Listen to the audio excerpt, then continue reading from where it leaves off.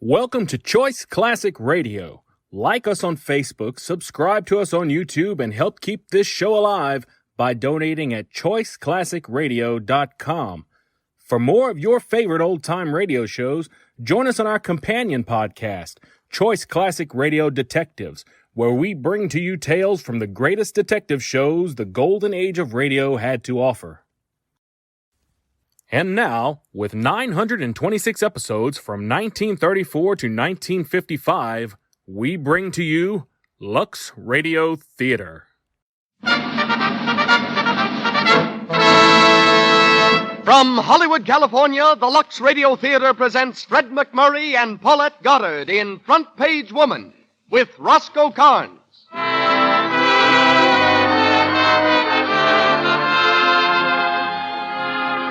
Lux presents Hollywood. It's a fast-moving romance comedy we bring you tonight. The love story of two reporters.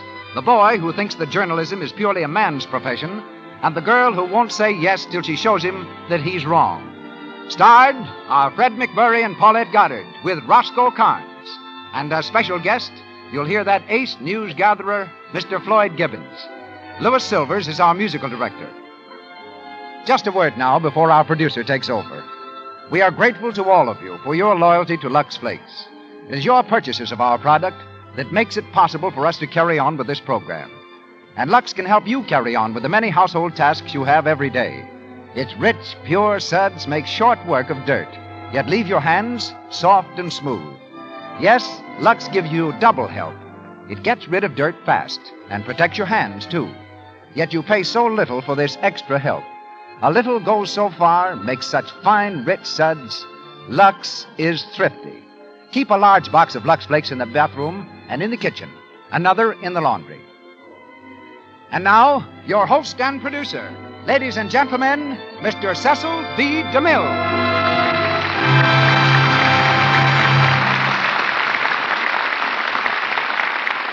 Greetings from Hollywood, ladies and gentlemen. Front page women are not new in history. There was, for example, that fabulous creature, Anne Royal, who wrote a column signed Paul Pry. Finding John Quincy Adams bathing in the Potomac, she sat on his clothes, which he left on the bank, until the embarrassed Mr. Adams gave her the most extraordinary interview ever granted by a president of the United States. The front page woman of my boyhood was that darling of the press, Nellie Bly. She aroused international attention when, in 1889, armed with 2 knapsacks, a toothbrush, flannel underwear, a cap, ulster, and stopwatch, she dashed around the globe on behalf of the New York world in the then incredible time of 72 days. Songs, games, and a racehorse were quickly named after her. And I still have a dim recollection of that beautiful reporter, Nora Donnelly, called the Tut-Tut Girl. On the day Admiral Dewey returned from Manila, Nora boarded his ship for an interview.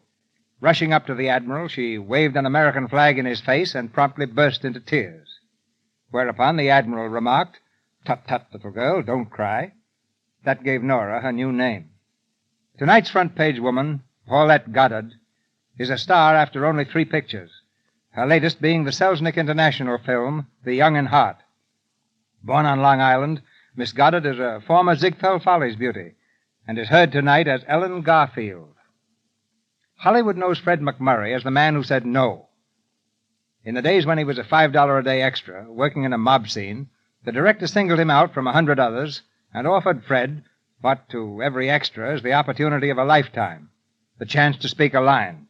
But Fred was frightened, turned down the offer, and went happily on at $5 a day until Paramount featured him. He stars soon in the new picture Café Society, and tonight he's Kurt Devlin. One of the screen's most reliable comedians, that perennial favorite, Roscoe Carnes, is heard as a news photographer who answers to the name of Toots. And so we go to press as the Lux Radio Theater presents Fred McMurray and Paulette Goddard in Front Page Woman with Roscoe Carnes.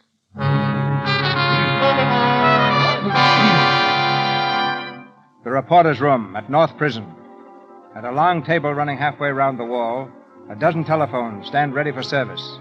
They're silent now, but soon the wires will be screaming news as a woman pays the supreme penalty for murder. The reporters converse in hushed tones, nervous as the hour approaches. In a corner of the room, A lone girl reporter waits quietly. She's outwardly calm, but her heart thumps wildly. From the doorway comes Kurt Devlin of the Daily Express. Hiya, fellas. How was everyone on this festive occasion? Hard guy, huh? Just had a talk with the warden. It won't be long now. Well, that suits me. I hate these affairs. Yeah, the sooner the better. How are you, Mr. Devlin? What? Well, I'm a so-and-so. That's what I always thought. What are you doing here, Garfield? Well, I'm covering the story for the Star. You mean to say Have a Spike sandwich? Kiley handed you this assignment? I asked for it.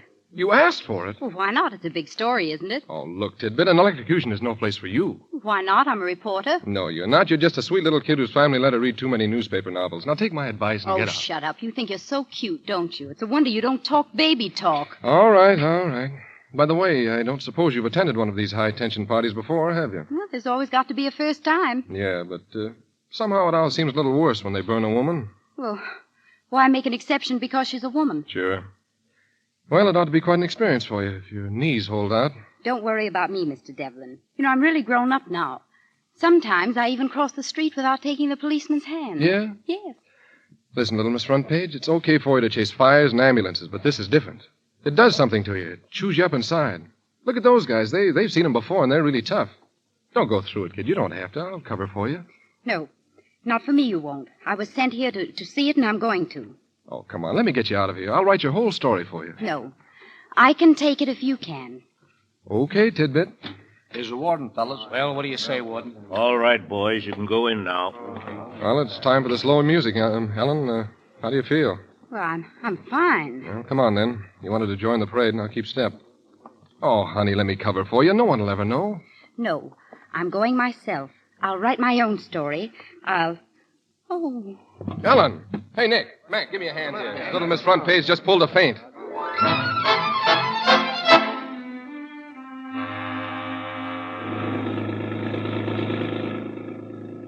How you doing, honey? Well, I guess I'm all right now. Where are we? Almost back to town. It's all over, and you're all covered. I phoned a story in for you. Oh, Kurt, I'm so ashamed. Thanks. No, that's all right. Ellen, Uh-huh. if you were me, would you ask me if I loved you? Uh-huh. Do you? Sort of? Not sort of. Lots of. Yeah. I know a guy that's married. He likes it. How about his wife? And she wishes the guy were twins, so she could commit bigamy and be twice as happy. What do you suppose it'd be like, Kurt? Heaven with all the modern conveniences. Gee, Ellen, why not? All this stuff about being a newspaper woman, that's kid stuff. You don't have to work. No, but... Well, I just want to prove to you that I can be as good a reporter as the next fellow. Oh, stop it. Look, we could get one of those studio apartments with a fireplace and... What do you say, hon? Oh, you make it sound nice, Kurt. Hey, wait a minute. The paper's on the street. Guys in chair. Here you are, Hey, boy, give me the Express. Yes, sir. Let me have the Star, please. Yes, ma'am. Keep the change, kid. Thanks. Here you are. Get your paper. Read all about Hey, here we are, honey. Listen. By Kurt Devlin, Express staff correspondent, North Prison, November 10th. With a song on her lips, Mabel Gay, Broadway's female Boniface, walked to the electric chair last night to expiate the murder of dapper Rudy Spain. Ah, boy, that's beautiful. Kurt Devlin, you're a rat. Sure. What? Well, you're a low, sneaking, vile, despicable... What are you talking about? I'll show you what I'm talking about. Listen to this. By Ellen Garfield, Star correspondent, North Prison, November 10th. With a song on her lips, Mabel Gay, Broadway's famous female Boniface, walked to the chair last night to expiate the murder Why, of it's the dapper... same story. You covered me, didn't you? Oh, yes, you covered me beautifully. Well, you sent them the same thing, word for word. But I told him to rewrite it. Ellen, honey, I You didn't... double-crossed me. What do you mean I double-crossed you? Do you think this is going to do me any good? They'll can me. Hey, wait a minute. Where are you going? I'm getting out of here before I slap your face in. Well, how are you going to get home? Well, the subways are still running. Yeah, but not to worry. You can go as far as I'm concerned. Goodbye.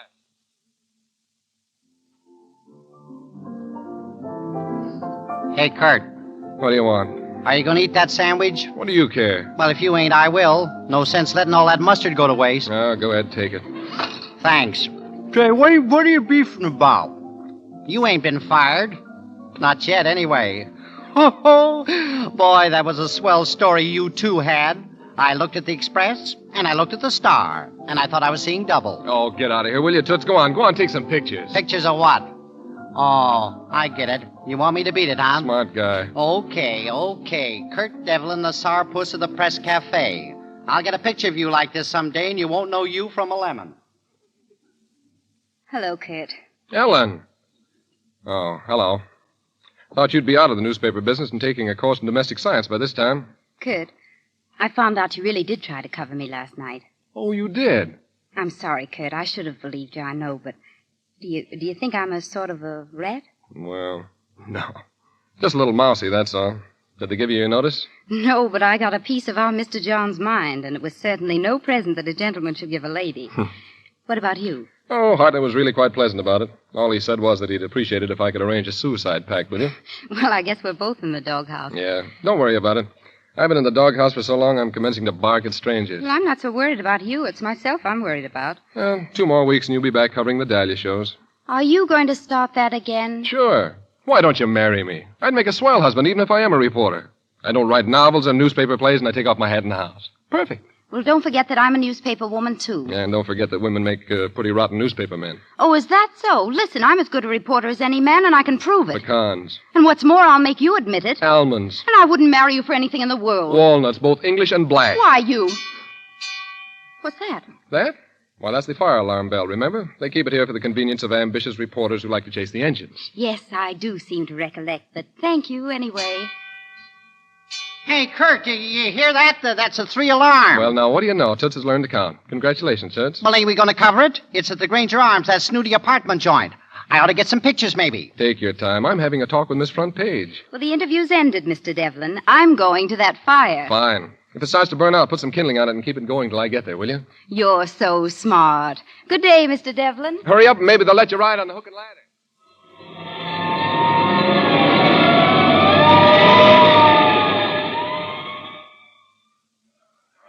All right, get back there, you. Get back. Stay behind the fire lines. Go on now. But, officer, I tell you, I'm a reporter from the Star. This press card says so. No, I'm not going to risk letting any woman through the fire lines. I don't care if it says you're a billy goat. You can't get through. Well, I'll be a billy goat if I want to. Oh, no, you won't. If you're going to be a goat at all, you'll be a nanny goat in black. Officer, Huh? officer, tell me, could you get me a cab? A cab? Oh, am I the doorman? Will you please do as I say? I've got Mr. Stone here. Oh? He's been overcome by the smoke. Oh, Mr. Stone. Oh, yes, sir. Let a cab through here. How are you, officer? Oh, Mr. Stone, what are you doing here, sir? Showing remarkably good sense by leaving a burning building, that's all. Officer, Mr. Stone is very shaky. Would you hurry that cab? Oh, sure. I'll have it in a jiffy. Hey, cab. Stone, are you all right? I don't know. Did she get out of the apartment all right? I think so. She slipped out the back way. No one saw her. Find her. Tell her I'm sorry. It was all my fault. Here's your cab, Mr. Stone. Thanks. Go ahead, driver. I'll tell you where to go. Now, young lady, are you still here? Yes, officer, I'm still here. And would you mind moving over just a little bit? You know, I can't see through a person. Oh, yes, you can. Oh, no, I can't. You can see through me uncle. He's a skeleton.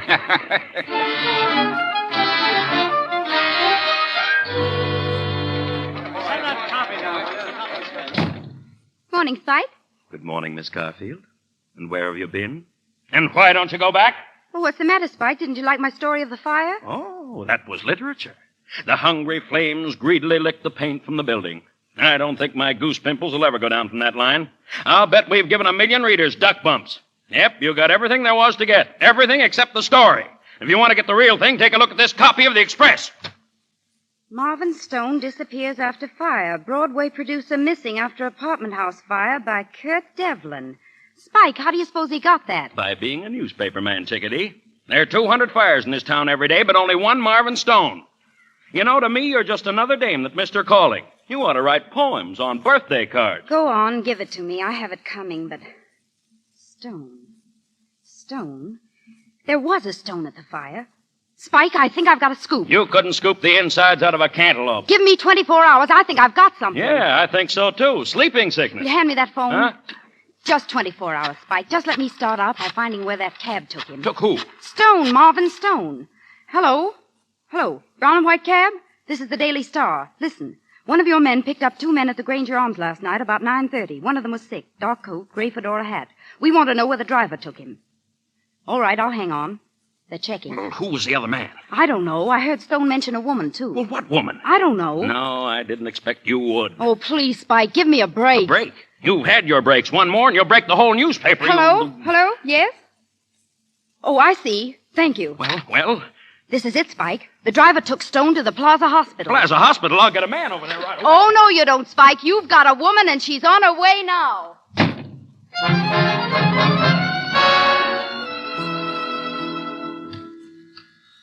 Plaza Hospital.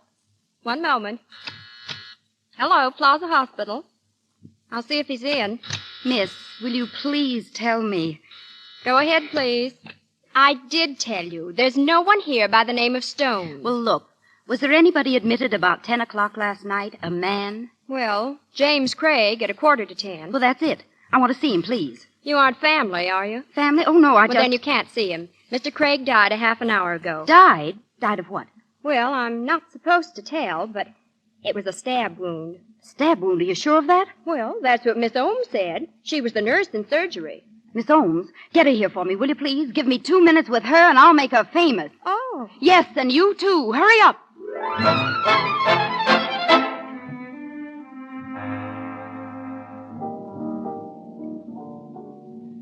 Here we are. The Star makes another beat. Marvin Stone dead of stab wounds. Entered hospital under an alias by Ellen Garfield. Lucky little Ellen.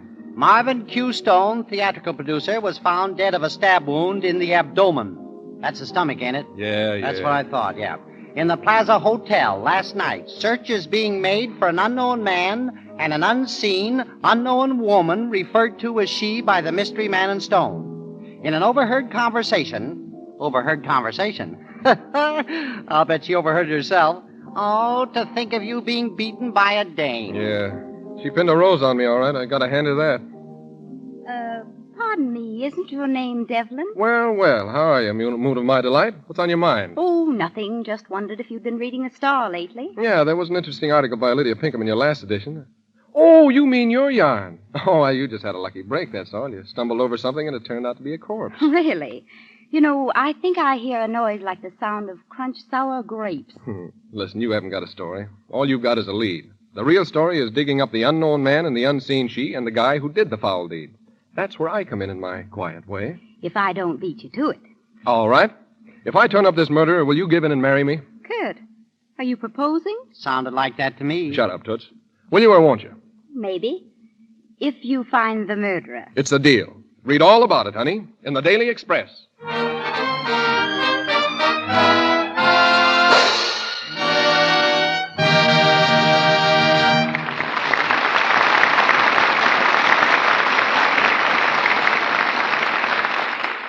The curtain falls on Act One of Front Page Woman, starring Fred McMurray and Paulette Goddard, with Roscoe Carnes. In our short intermission, before going into Act Two, let's turn to our friends the Brownings. It's late afternoon, and 16-year-old Dot, home from school, finds her mother in the kitchen. Mother, may I make some fudge for the crowd tonight? Why, Dot, I'm right in the middle of getting supper, but... Oh, please, Mother. I'll wash all the dishes. Well, perhaps. Whoopee! Did I hear fudge? Dibs on licking the pan, Dot. Pan lickers or pan washers, Bobby? Aw, shucks. There's too much washing up round this house all the time. Aw, but you wouldn't mind, would you, Bobby? It's easy. Well, you should know. You're the demon dishwasher around here. Gosh, I never saw anybody liked washing dishes the way you do. Well, gee, it's easy. With Lux Flakes, there's nothing to it. You're right, Dot. Dishes are easier with Lux. Easy on your hands, too. Yeah, and Archie Smith said... Bobby, you hush up. Well, anyhow, Archie Smith did Bobby, say... please. Bobby, you better run along and play. Well, shucks. Archie Smith did say, your hands are like rose petals. Well, people will always say nice things about Dot's hands, and yours, too, if you depend on gentle Lux for your dishes. These fine, pure flakes help hands stay lovely. In fact, Lux is so mild, beauty experts advise it for dishwashing. Lux contains no harmful alkali to dry the natural oils in your skin and make your hands rough and red. And it's inexpensive beauty care, too. You need just a dash of Lux to give you a fine big panful of real beauty suds that protect your hands and make speedy work of your dishes. Yes, a little goes so far. Lux is thrifty. Buy Lux Flakes tomorrow for your own dishes. And be sure to get the large size box for extra economy. Mr. DeMille. We continue with Front Page Woman, starring Fred McMurray and Paulette Goddard, with Roscoe Carnes. It's the following day. In the office of the Daily Express, Kurt and Toots are hot on the trail of the mystery woman. The desk in front of them is piled high with clippings from the newspaper file. Clippings of the murdered Marvin Stone. Toots is furiously writing names on a pad. As he comes to the end of the long list, he looks at Kurt in despair. Oh, the mystery woman. Boy, she is a mystery. Yeah. As far as I can make out, this guy Stone has kept company with every dame in the world except Whistler's mother. Yeah. Look at this list. You could interview the Follies line for 10 years back and be only half through his address book. Never mind. You got them all down? Yeah. Well, come on, let's go. Oh, Kurt, we ain't going to look up all these dames, are we? You think I'm crazy? I wish you hadn't asked me that. Well, the first dame we're going to look up never twirled a toe at the bald heads in the first row of the Follies. We're going to see the nurse who was present at the death of the late lamented and punctured Mr. Stone. Say, wait a minute. Are we on the expense account? Sure, Sap. Okay. Hello? This is Toots. Call me a taxicab. Yeah, never mind the old guy.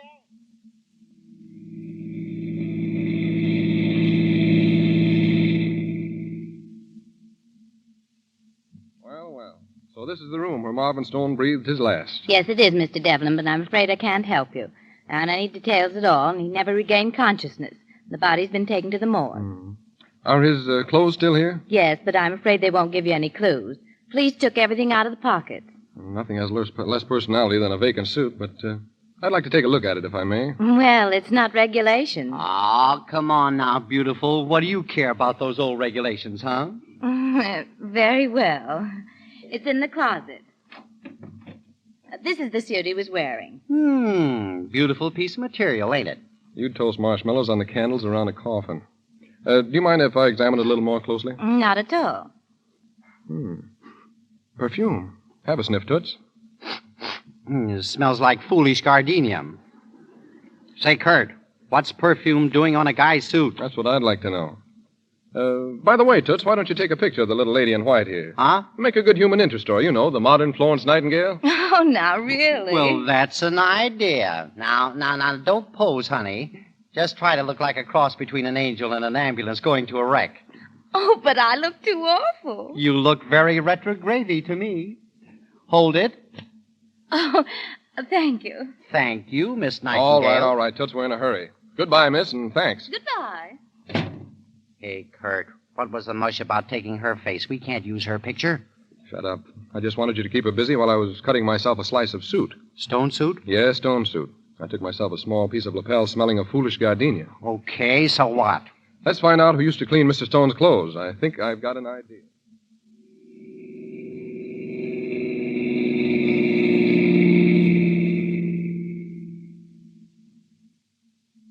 Clean his suit? For years I cleaned the suit. Fine. Do you happen to remember this piece of material? Material? Say, this is a good piece of goods. Sure, that's off of Mr. Stone's suit. A double-breasted. I cleaned it the day Mr. Stone was killed. Yeah? What time did you deliver it to him? Well, the same night at 8 o'clock. Personally, I delivered it. 8 o'clock, huh? The fire was at 9. Sure. Are you a detective? I'm beginning to think so. Much obliged. Come on, Toots. Say, would you be violating a confidence if you told me what we're doing? We're smelling out a murderer. What we need now is a perfume shop, some place with class.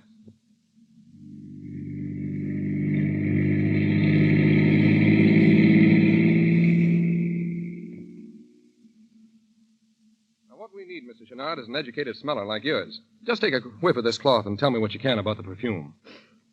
It's very fine, expensive perfume. Not a standard brand, an individual creation, very feminine. Did you blend it? Oh, no, but whoever did is a fine parfumeur.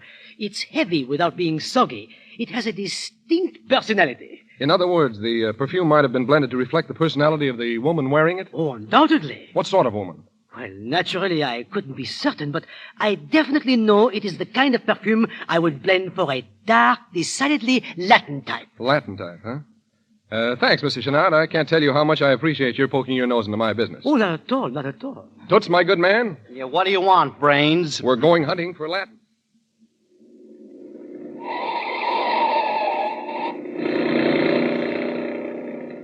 I tell you, I've got it, Toots. When Stone was stabbed, the mysterious woman was with him. All right, Sherlock, I'll bite. How do you know she was? Simple, Watson.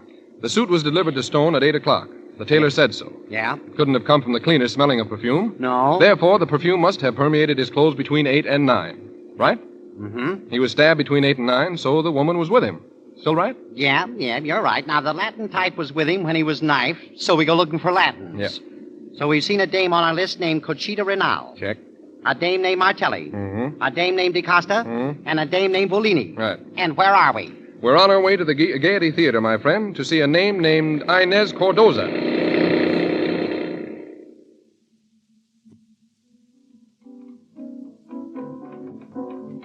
So I says, I'll get my chance if I have to break the leading lady's leg myself. Yeah, that's the way I feel sometimes. Gee. Hello. Hey, what's the idea of breaking in on our rehearsal? Oh, I'm sorry. Could either of you two lovelies tell me if Miss Inez Cordoza is around? Inez? No, she quit the show about a month ago. Oh, she did, huh? Uh-huh. Where is she now? She moved. I know that because I called her up this morning to get the dirt on her boyfriend being murdered, and they said she left. Mr. Marvin Stone was her playmate, huh? Say, what are you, a detective? With dainty little feet like mine? No, sister, I'm a reporter, and if you help me out, I'll pay off with some good publicity. Well, my name's May LaRue. M-A-E. M-A-A. Take that down, Toots. I got it. Mine's Olive Wilson. Fine. Now, what do you know about our Inez? Oh, I don't know so much, except that Stone was pretty crazy about her. Oh, she went for him, too. That is until Mr. Coulter came along. Coulter? You know, Maitland Coulter, the big shot polo player. And what Stone burned up. Yeah, tried to take a poke at Coulter one night right outside the stage door. Yeah, it was disgusting. They both led with their right. Mm-hmm. The next day she quit the show, and nobody's seen her since. Hey, this is wonderful. I'll bet you're the girls that, the kind of showgirls that write novels and sculpt statues on the side. How'd you know? You have minds. Huh. By the way, did Inez leave any dresses or handkerchiefs around? No, she took everything. Inez was that way. Oh, she left the slip hanging on my rack in the dressing room. But I don't see what good that'd do you. Get it for me, will you? Okay. Yep. Leave it to babyface Inez to get publicity like this. You know, if I thought for a minute that I'd get splashed all over the front page, I'd slip a little cyanide to Butch. Who's Butch? Oh, that's my boyfriend. What's the matter? Don't you like him? Yeah, sure I like him. He's swell, but a girl has to think of her career. Now, there's a girl with a brain, Toots. I'll bet she has a Ph.D. Who told you? Here's the slip. Oh, do you mind giving it to me? Of course not. Thanks. Perfume, huh? Hey, Toots. What? That's the perfume, the same as on the coat. Toots, the unseen she is Inez Cordoza. Yeah, try photographing an unseen she.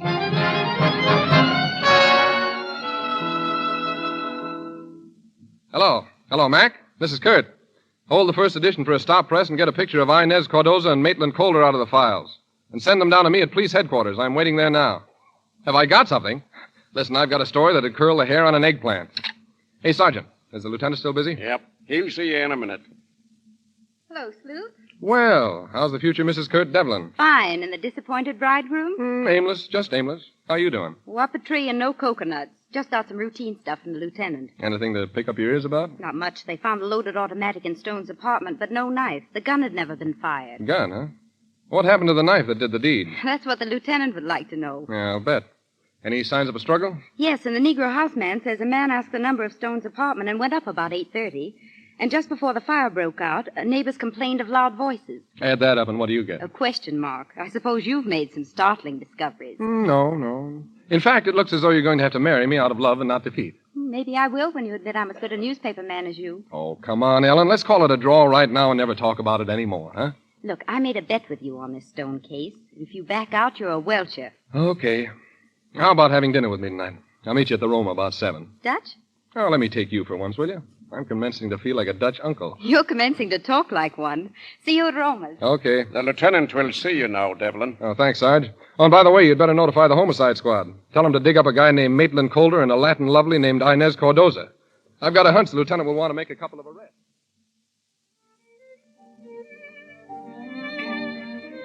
Hello, Roma. Ah, Mr. Devlin. The lady is waiting for you over here. Hello, honey. Do you think I'd never get here? Oh, I didn't mind waiting for you. Sit down. Thanks. Gee, I like you. I'm sort of fond of you, too. Don't know why, except you remind me of an Irish terrier I had once. Smart dogs, Irish Terriers. Well, this one wasn't. He bit me. All of which shows us Irish Terriers will just stand so much. Which reminds me to tell you, you're through playing newspaper. You're going to get off that sheet and marry me. That's right. When you admit I'm as good a reporter as you. Listen, I'm tired of humoring you and trying to save your face. You're not a reporter, and you never will be. You're just another dame getting in the way around a newspaper office. In fact, you don't even know when you've been taken to the cleaners. So that's what you think, is it? Yeah. Here, take a look at the Express. Go on, read it. Coulter and woman implicated in stone murder. Maitland Coulter, wealthy polo player and Inez Cardoza showgirl, were definitely identified by an Express representative as the mystery man and the unseen she who were in Stone's apartment the night he was stabbed. Why? Sure, look. Coulter was arrested in his luxurious bachelor quarters at the exclusive town apartments at 6 o'clock this evening, but refused to make any statement. Police are searching for Inez Cardoza, who has disappeared, and so forth and so forth and so forth. Well? All right. You win. Good night, Kurt. Hey, where are you going? You forgot to find Inez Cardoza. I suppose I've got to do it for you. So long. Oh, two women who are what goiters out of science, a pain in the neck.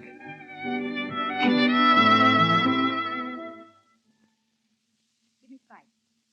Hello, Spike. This is Ellen Garfield. Spike, I've got a lead on Inez Cardoza. I found out where Devlin picked up his stuff. He went down to the Gaiety and pumped the girls. Well, I did too, and I've got Cardoza's slip.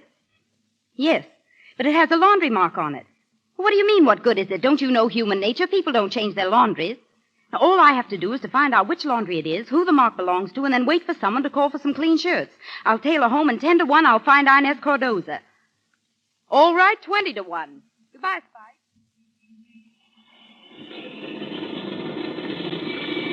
There's another laundry, miss.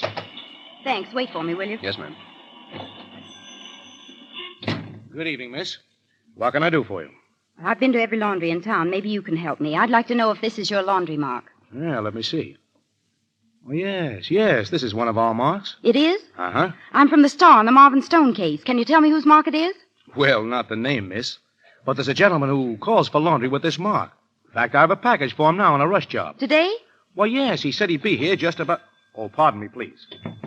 You got my laundry? Yes, sir, right here, sir. How much? $1.50. Thank you, sir. Good day. Good day. Oh, miss. Yes? That man, he's the one. He just took the package with the same mark as you showed me. He did? Say, where does he live? Do you know? Well, no, miss, I don't. But I might be able to find out. Well, never mind. I'll follow him. Thanks very much.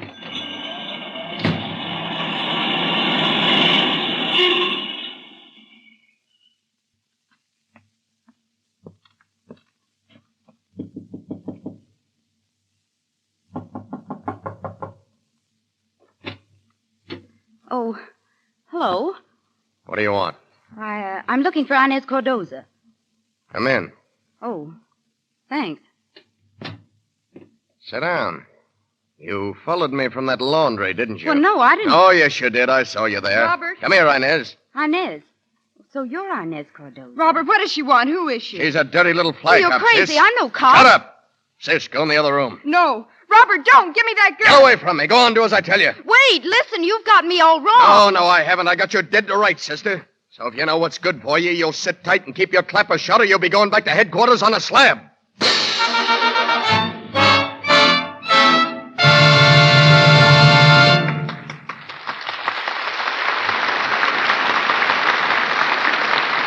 We pause for station identification. This is the Columbia Broadcasting System.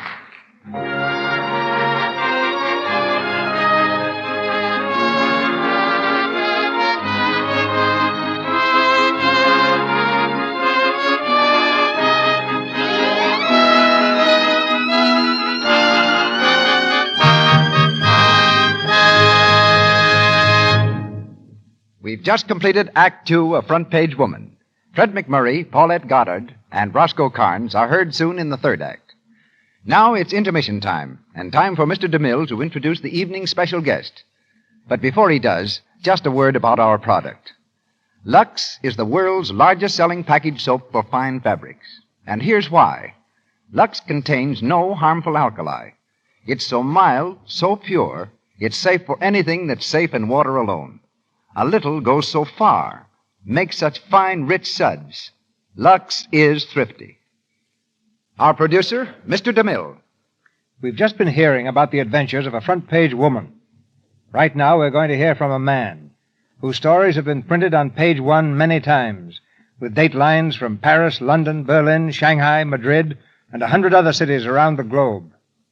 If I were to tell you the story of Floyd Gibbons in one sentence, I should say that he was there when it happened, because for many years he's shown an astonishing ability to get to the scene just in time for a big news break. I can't see all the way to New York, but I know exactly how Floyd Gibbons looks as he waits in a New York studio. He's a brawny, strapping fellow with a red face and bristly hair, sitting before a microphone with his hat hanging precariously on the back of his head. He's full of nervous energy. When he talks, his fist flies out, driving home his words. Over one eye is that familiar white patch, a relic of 1918 and Belleau Wood. Speaking to you now from New York is the headline hunter, Floyd Gibbons.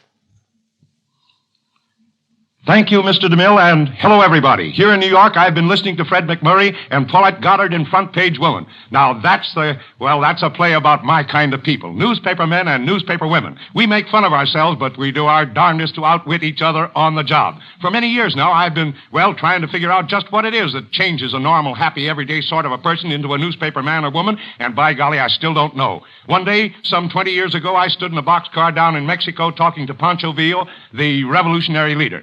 I was just a kid, and I threw questions at him one after another. I was so dumb I didn't know that nobody dared question Pancho that way. Pancho got sore as a boil on the neck. He snarled at me in Spanish, "What do you want to come down here for, gringo? You have a nice soft bed at home." Well, sir, I couldn't think of the answer to then, and I still can't, but I stuck it out with Villa and his army, and I saw plenty happen during that frightful war, including a 300-mile retreat, which I think I led, otherwise I wouldn't be here tonight. The newspaper reporter tries his doggonest to be there when it happens because the best and most truthful report of any happening is that of the personal eyewitness who can honestly say, "I saw it. I was there when it happened." He has to keep in mind the importance of the main event, but must not overlook the apparently unimportant little facts that prove the truth of the story. I was on the 19,000-ton liner Laconia when it was torpedoed and sunk in mid-Atlantic. We were carrying a huge cargo of explosives. The thing I remember most is what a Canadian aviator named Dugan said when the torpedo hit us. 3 of us were sitting in the smoking room listening to a phonograph playing "Poor Butterfly." Dugan passed a pack of cigarettes and offered a light. He was the 3rd man on the match. A few seconds later, the ship gave a sudden lurch. The deck began to slant, and the foghorn began to blow the signal of distress. That was when Dugan became one of my candidates for immortality. He blew some smoke out of the side of his mouth and said, that was a lousy torpedo. It didn't even blow up the munitions." Well, sir, the boat sank, but we got away all right and were picked up by a patrol boat without wireless the next morning. It took us so long to reach the Irish coast that American newspapers thought we were lost. The boss printed my obituary in the papers, and oh boy, was his face red when he got a 4,000-word cable story on the sinking of the Laconia from me the next morning. Of course, my clothing, trunk, and typewriter and everything went down with the ship, and they also went down on the old swindle sheet. I mean the expense account.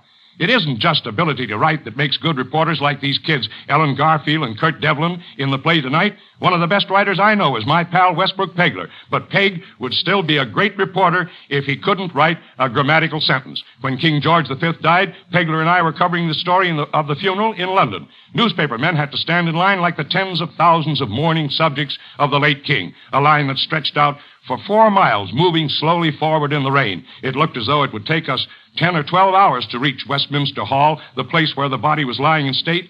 Peg found a fellow who had a little sympathy for us when he found we were newspaper men, and he slipped us through the back door of Westminster Hall. That's just across the street from the Abbey.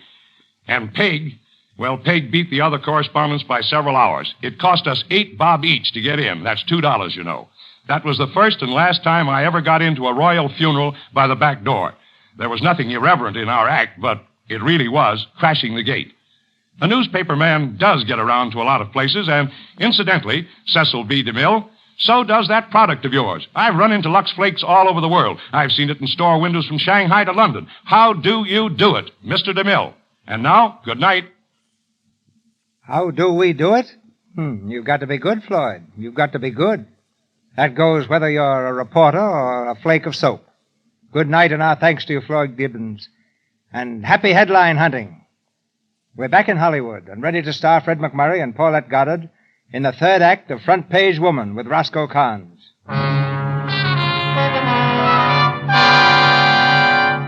A few minutes have passed. Ellen, worried but calm, gazes steadily at the revolver which Robert Cardoza holds pointed at her head. Then she smiles quietly. You wouldn't really use that gun on me, would you? You never can tell, fly cop. But I'm not a fly cop. I tell you, I'm a reporter. Robert, maybe she is a reporter. Miss Cardoza, believe me. I'm the only one who knows you're here. I want to get your side of the story because every day you don't tell the story, the public gets more and more convinced that you're guilty. But I'm not guilty. Well, then tell the world you're not. Stop trying to peddle that phony chatter or I'll fold you Well, up. I'm only trying to help her. Shut up and sit down. Listen, Inez, you're leaving here tonight. Go inside and start packing. All right. But, Robert... Get inside. All right. Nice place you have here, Mr. Cardoza. You know, if you'd listen to me, I said maybe... shut up. All right. May I smoke? Some cigarettes on the table. Thanks. My brand, too. Lucky Ellen Garfield. Where are you going? Get away from that window. It's awfully stuffy here. I thought you wanted to smoke. I do. You better come back in and sit down. Listen, What are you doing? Look out! The curtains! The curtains are on fire! You rotten Well, put it out! Do something! We'll be burned to death! Oh, you'll never get it off that way! Pull the curtains down! Jump on them! We'll be burned! There, it's out. I ought to bust you in two, you... I wouldn't if I were you. You? Where'd you get that gun? Thanks, Mr. Cardoza, for putting out the fire, and thanks for putting your gun down when you did. Now, Mr. Cardoza, you wouldn't believe me when I said I was trying to help your sister, so I'll have to prove it to you. Call Miss Cardoza, please. We're going to see the DA.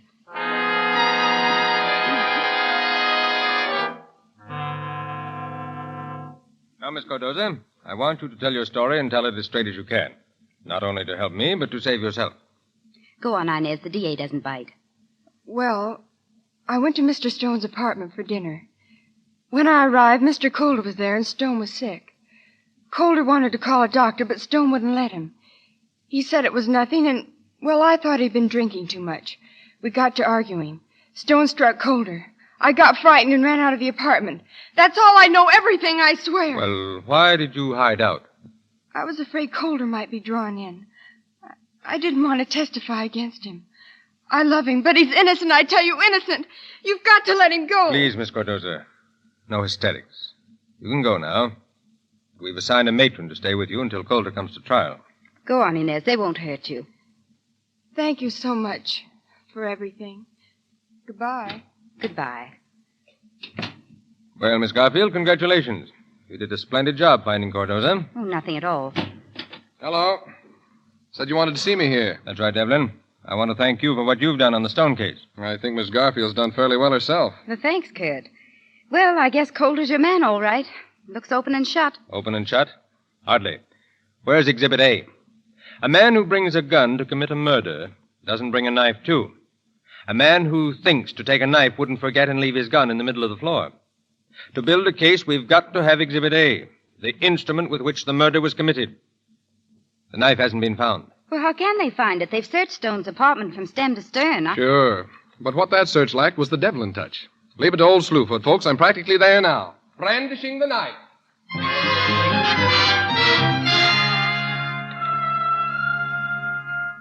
Oh, sure. I clean up apartment for Mr. Stone. Every day I clean with vacuum. Ooh. You did a very good job, too. I clean up after murder. You sure did. Pipe down, Toots. Now, look, I wonder if you'd be a good boy and let me see your vacuum cleaner. I go get. Ooh. Say, what do you expect to find in that Bronx bagpipe? I don't know, but our little Chinese friend Swing Out here says he cleaned up the mess in the living room with it, so we might as well take a chance. Say, Mug, you get more and more elementary all the time. Here, vacuum cleaner. Oh, thanks.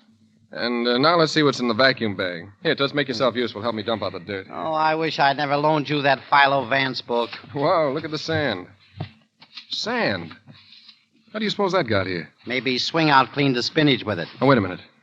Sand. What's in that big vase standing over there by the door? Well, what's in it? Sand. Sand. Sand. Oh, you see, you sound like delirium tremens lost in the Sahara. It's an ash urn. They're always full of sand. Yeah. Here, give me a hand with this. We're going to dump it. Maybe you'd like to put up a few beach umbrellas. Come on, help me here. Let's see. Cigar, cigarette butts, cork, cigarette So you know you could get a job in the nightclub doing that act. Cigar, cigarette butts, cigar. All right, wise guy, look at this. Here it is. For the love of Mike. The knife. Yeah, the knife. And this little instrument, my friend, is going to give the DA a thrill and Mr. Colder the shock of his life. Hi, Kurt. Hi, Toots. Hey, hide that knife, Toots. Well, look who's here. Oh, I felt a great need for you, Kurt, and I knew you'd be here. Mm-hmm. What a mess. I see you've been looking around. Find anything? Me? Oh, no such luck. There's a knife in this room. It'd take Lady Macbeth to see it. Well, too bad, Kurt. Yeah, certainly is a shame. Extra, Colder indicted. Express finds Stone murder knife. Kurt Devlin finds knife. Paper extra. Call the trial near's end. Call the trial near's end. Get extra. Then, ladies and gentlemen, the knife was found in an ash receptacle. Why? Because this is what happened. There was a quarrel. Colder drew his revolver. In the struggle, Stone knocked it from his hand to the floor. Then Colder snatched the paper knife from the table and plunged it into the man he hated, committing the crime for which he came. Murder, ladies and gentlemen of the jury. Premeditated murder. A crime of which the people demand you find him guilty in the first degree. Ladies and gentlemen of the jury, the state rests. Ellen. What do you want, double-crosser? Say, we've got plenty of time to hang around the courthouse. You better stick with me. I really got something this time. I'll cut you in. No, thanks. You might slip and cut my throat again. Okay, if that's the way you feel about it. Hey, Toots, wait for me. Okay, what's on your mind? Listen, Toots, I've got an idea. I'm sick of your big ideas. I hang out with you, and I never get a chance to take any pictures. Toots, come with me to the superintendent's office. Everybody's gone out for air but the jury. Well, what do you want in the super's office? Keys, Toots. One key to be exact. The key to the broom closet. Listen, I can't take no pictures in a broom closet. Oh, shut up, will you? I've been studying the plans of this courthouse, and I find the broom closet's got a double door. One opens into the hall, and the other opens into the jury room. And I, my friend, am going to listen at the keyhole. I get it. You scoop the verdict. Brilliant. Come on, Toots.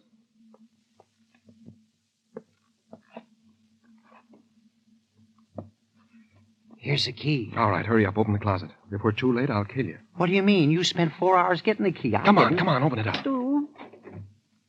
It's dark in here. Close the door. It smells like old mops. Shut up. Listen. We'll vote once more.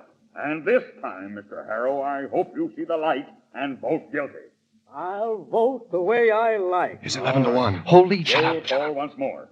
Smith. Guilty. Vance. Guilty. Noyes. Guilty. Adamson. Guilty. Norris. Guilty. Phillips. Guilty. Barkley. Guilty. Warburg. Guilty. Stacy. Guilty. Karofsky. Guilty. 10 for guilty, and my vote makes 11.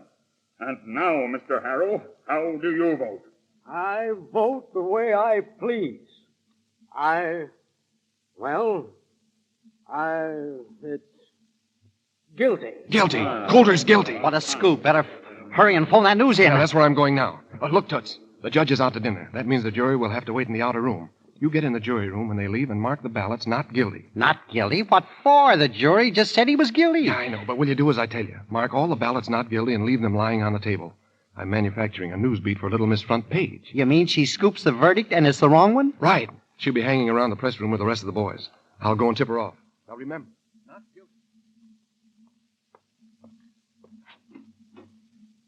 guilty. Sorry, Spike. No news yet. Signed your dead and dying Garfield. Hey, Garfield. What do you want? Come closer. I know a secret. What secret? You'd better hurry to the jury room through the broom closet. Through the broom closet with what?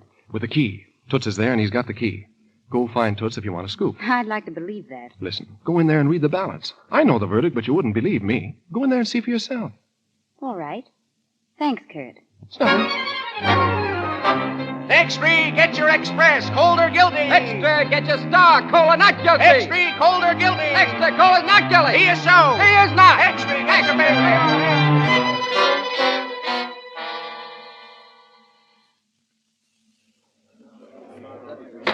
Order in the court. Gentlemen of the jury, have you reached a verdict? We have. The defendant will rise and face the jury. What is your verdict, gentlemen? We find the defendant guilty of murder in the first degree. Bailiff. Yes, Your Honor. That reporter Devlin knew the verdict before it was brought to court. I want to see him in my chambers at once. Hello, Spike. Spike, I steered you wrong. Yes, Colder's guilty. Yes, guilty. Signed your loving but fired Garfield. Hey, Garfield, what's the matter? What are you crying about? Oh, I'm washed up to it. I don't need Spike Carley to tell me I haven't got a job. Oh, gee, tough luck, kid. I'm sorry. You're not as sorry as I am. Oh, I'm going over to the press cafe and drown my sorrows. Well, you can console yourself, honey. The judge just put Devlin in the can.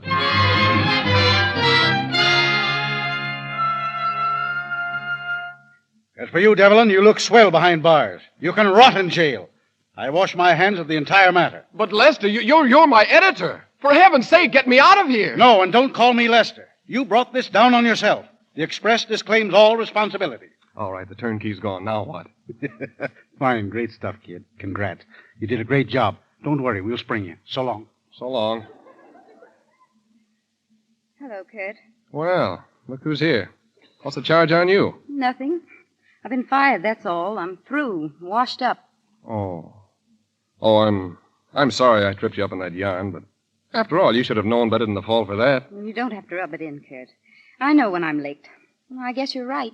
No job for a woman. Sure. Women make bad newspaper men. But not too bad, you lug. Look Huh? at what's in this copy of the Star. Start memorizing this one. I killed Stone. Inez Cardoza, showgirl fiancée of Colder, confesses fatal stabbing by Ellen Garfield. Say, where did you get You a know, story? Kurt, you see, I had a hunch about that girl from the very beginning. I met her at the press cafe after the verdict. She was all set to break down, so I broke her down. She told me how it happened.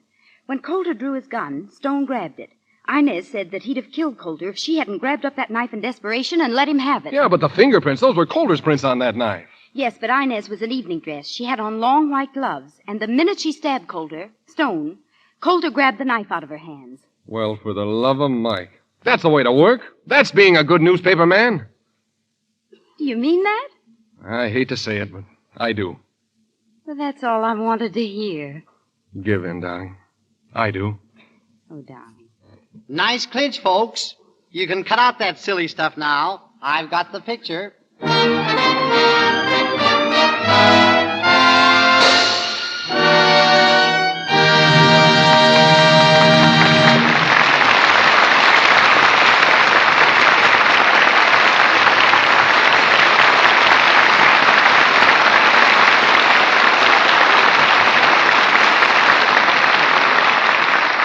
So ends Front Page Woman, starring Fred McMurray and Paulette Goddard with Roscoe Carnes.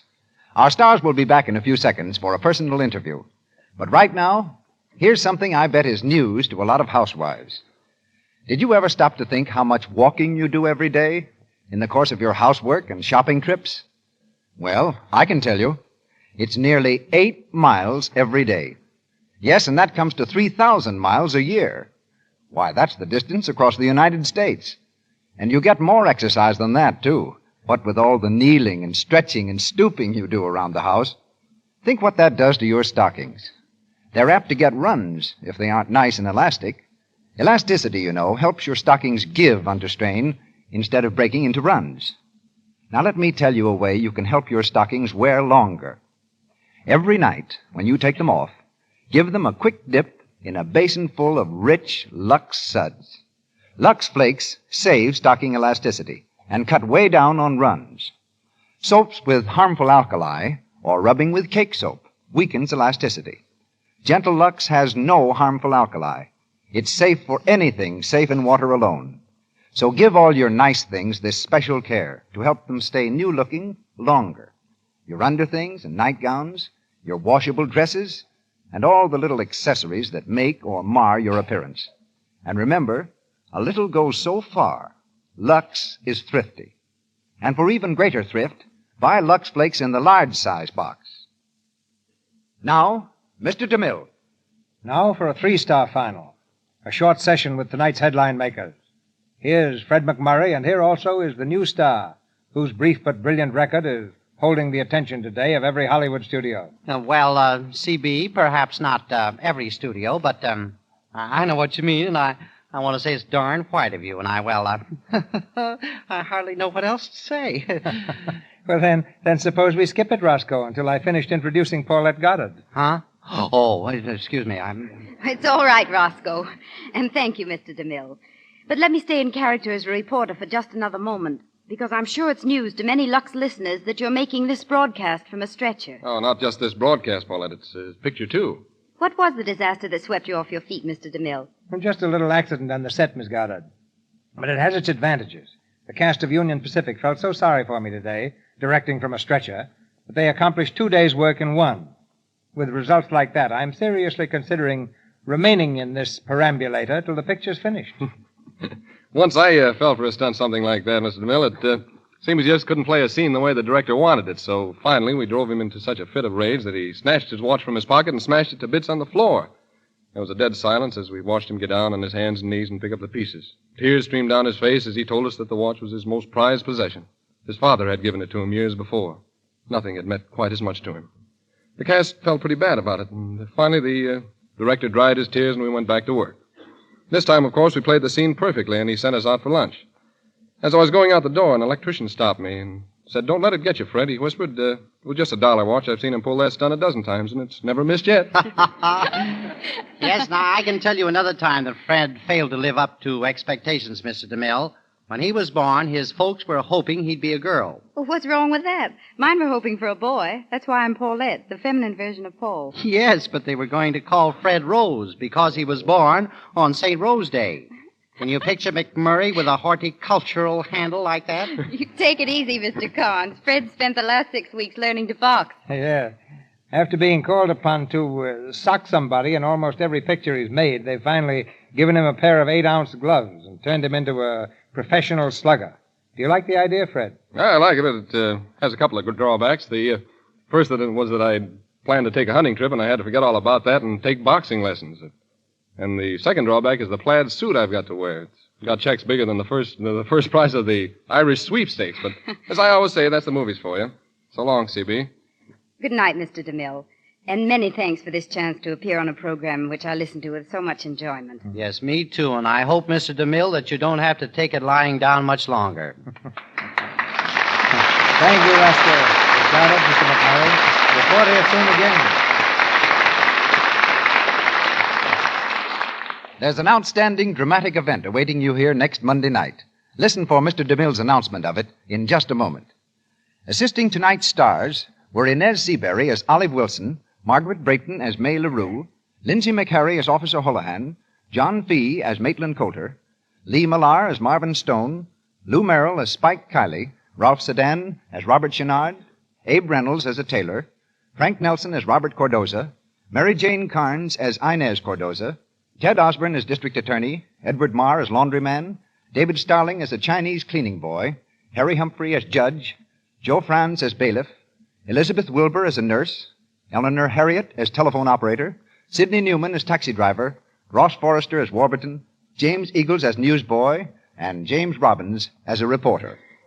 Our musical director, Louis Silvers, appeared through courtesy of 20th Century Fox Studios. He was in charge of music for their new picture, Jesse James. Front Page Woman was produced on the screen by Warner Brothers Studio. Here is Mr. DeMille.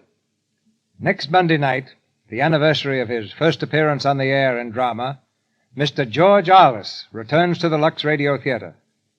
This beloved artist will be heard in our adaptation of one of his most popular screen triumphs, the dramatic story of an uncrowned king of France, Cardinal Richelieu.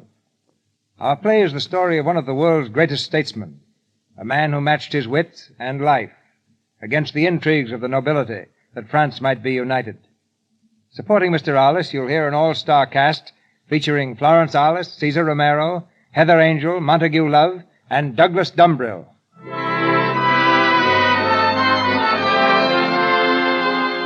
Our sponsors, the makers of Lux Flakes, join me in inviting you to be with us again next Monday night when the Lux Radio Theater presents one of the world's greatest actors, George Arliss in Cardinal Richelieu, with Florence Arliss, Cesar Romero, Heather Angel, Montague Love, and Douglas Dumbrill. This is Cecil B. DeMille saying good night to you from Hollywood.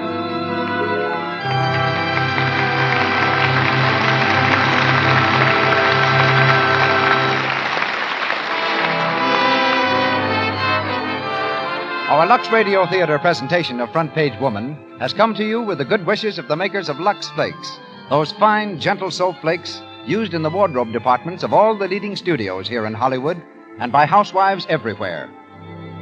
Join us again next week.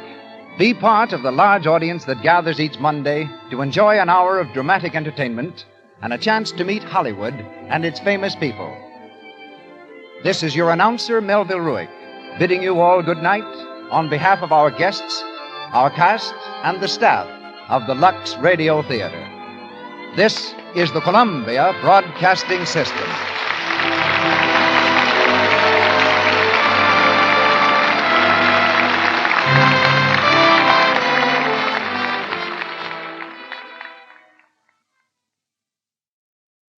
That concludes today's episode.